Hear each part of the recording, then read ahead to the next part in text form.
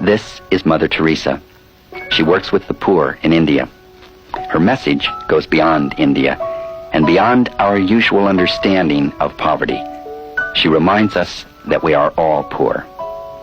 And yet, in poverty, Teresa's and freedom. In the poor, she finds Christ. She thinks everyone can. Everyone, everywhere.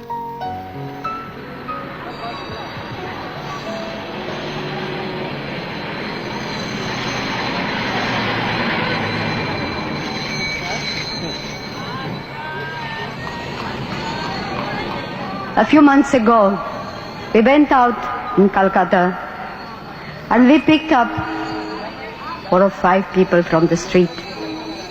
And we took them to our home for the dying. One of them was in a very bad condition. So I told the sisters, I'll take care of her. And I did for her all that my love could do. When I put her in bed, she took hold of my hand. And there was such a wonderful smile in her face. She said one word, thank you, and she died. She gave me much more than I gave her. She gave me her grateful love. And for 1 second, I reflected on looking at her, and I said, what would I have done if I was she? And my answer was, I would have tried to draw some attention to myself. I would have said, I'm hungry, or I'm cold, or I'm dying. But she was so great. She was so beautiful in her giving. The poor are great people. They give us much more than we give to them. We must love them not by feeling pity for them. We must love them because it is Jesus and the distressing disguise of the poor. They are our brothers and sisters. They are our own people. Those lepers, those dying, those hungry, those naked, they are Jesus.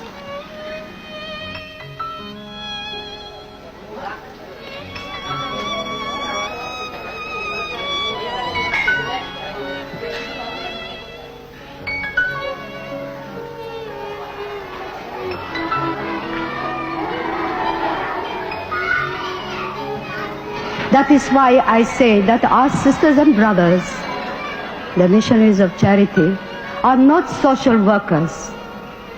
They are contemplatives right in the heart of the world.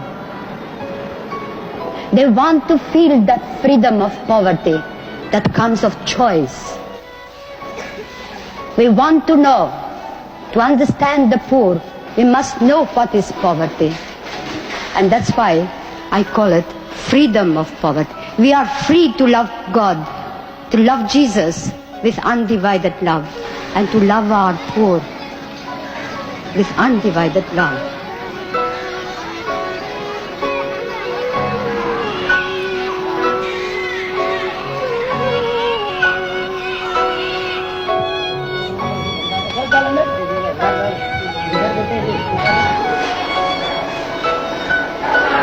You are my brother, my dear brother, my dear brother.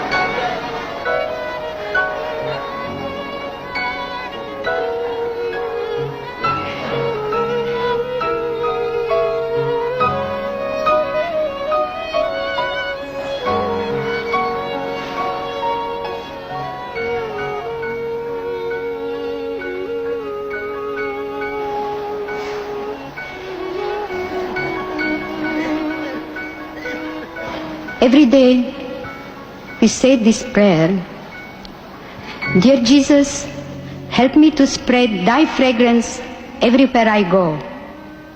Flood my soul with thy spirit and life. Penetrate and possess my whole being so utterly that all my life may only be a radiance of thine.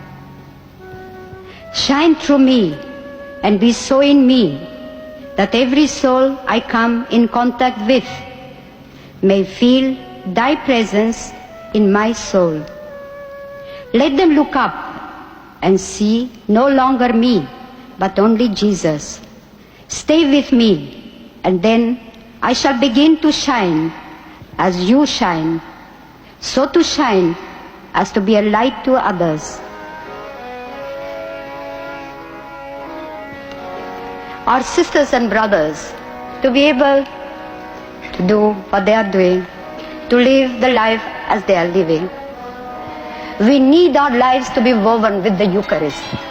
That's why we begin our day with Jesus and the Holy Eucharist. We receive Jesus himself in that bread, the bread of life. And he gives us that beautiful opportunity to give him in return.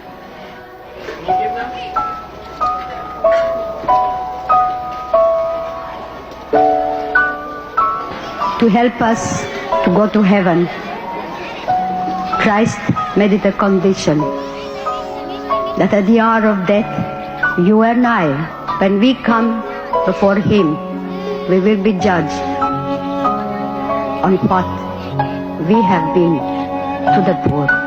For he said, I was hungry and you gave me to eat. I was hungry not only for bread, but for that understanding love, to be wanted, to be known, to be somebody to somebody. Naked, not only for a piece of cloth, but naked for that human dignity, for that respect.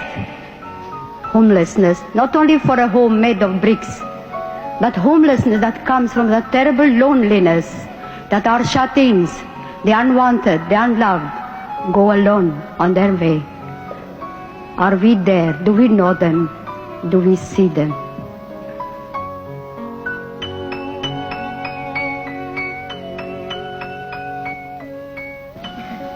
I visited a home, one of the best homes in England.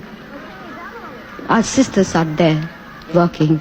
I don't know, but I've never seen so much beautiful things and so much wonderful things in a home like I saw in that home. And yet, there was not a single smile on the faces of those people. All these old people, they were all looking towards the door. And I asked the sister in charge, and I said, sister, why are they like that? Why are they not smiling? I'm so used to see smiles on people's faces, because I think smile generates smiles, just as love generates love. And then she said, this is every day like that. They're always waiting for somebody to come and visit them. The loneliness is eating them up. And for days after days, they keep on looking. Nobody turns up. That unwantedness is great poverty.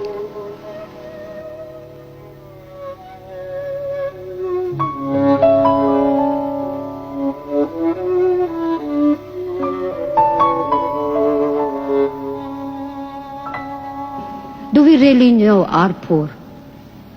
Do we really know the poor in our own house, in our own family? Maybe we are not hungry for a piece of bread.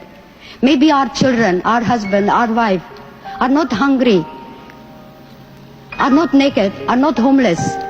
But are you sure that there is no one there who feels unwanted, unloved? Where are your old father and mother? Where are they?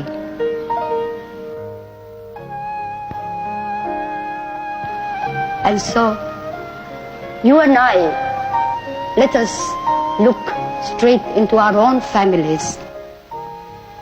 For love begins at home. Do we really understand the poverty of Christ? The poverty of our poor in our own home, in our own communities.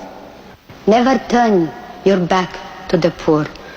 For in turning your back to the poor, you are turning it to Jesus Christ.